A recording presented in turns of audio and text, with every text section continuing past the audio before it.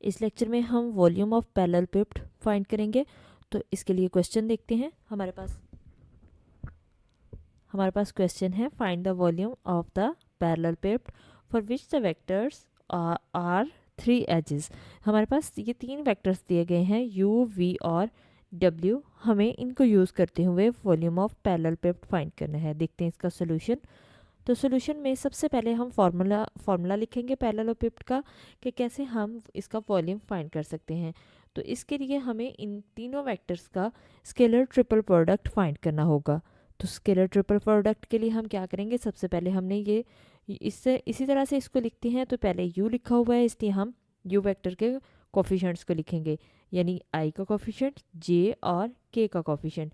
अब यहाँ पे देखें कि हमारे पास j नहीं है, u में j नहीं है, तो इसलिए j की जगह हम क्या लिख देंगे, 0।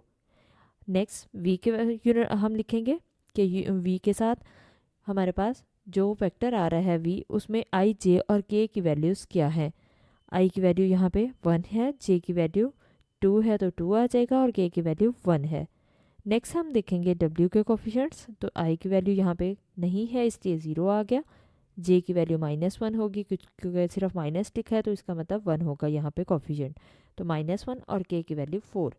अब हम इसको डिटर्मिनेंट को एक्सपेंड कर देते हैं। तो हमारे पास क्या आएगा, हम इसमें नोटेशन डिटर्मिनेंट की यूज़ करेंगे, यानी इस तरह से ये नोटेशन यूज़ करेंगे। तो 3 इंटू हम क्या लिखते हैं, 4 को 2 के साथ मल्टीप्लाई करते हैं, दरमियान में साइन माइनस आता है, और माइनस माइनस ये माइनस और दरमियान वाला माइनस क्या हो जाएगा, प्लस। 4 2 ज़ा 8, 1 1 ज़ा 1। और यहाँ पे अब हम 0 की बारी है, तो क्या करेंगे, हम 0 जिस रो में आ रहा है उस रो को छोड़ देंगे और उस कॉलम को छोड़ देंगे। हमारे पास क्या बचेगा, और हम 0 के साथ नेगेटिव साइन लगाएंगे, क्योंकि ये सेकंड एंट्री है इसलिए हम इसके साथ नेगेटिव साइन लगाएंगे।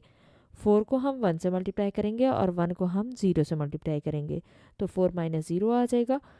इसके बाद थर्ड वैल्यू यहाँ पे हमारे पास 2 आ रही है, तो 2 जिस रो में आ रहा है और जिस कॉलम में आ रहा है हम उन वैल्यूज़ को छोड़ देंगे।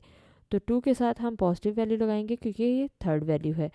1 को हम -1 से मल्टीप्लाई करेंगे, -1, और मिड में साइन माइनस आएगा। 2 को 0 से करेंगे तो 0।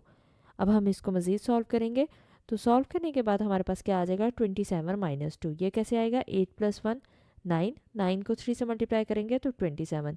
क्योंकि ये टर्म के बाहर 0 है तो इसलिए ये पूरी टर्म 0 हो जाएगी।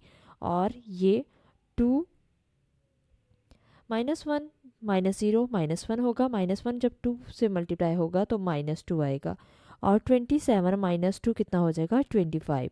इसका मतलब ये हमारे पास 25 क्यूबिक यूनिट इसका हमारे पास क्या आएगा, वॉल्यूम ऑफ पैरेललेपिपेड आ जाएगा।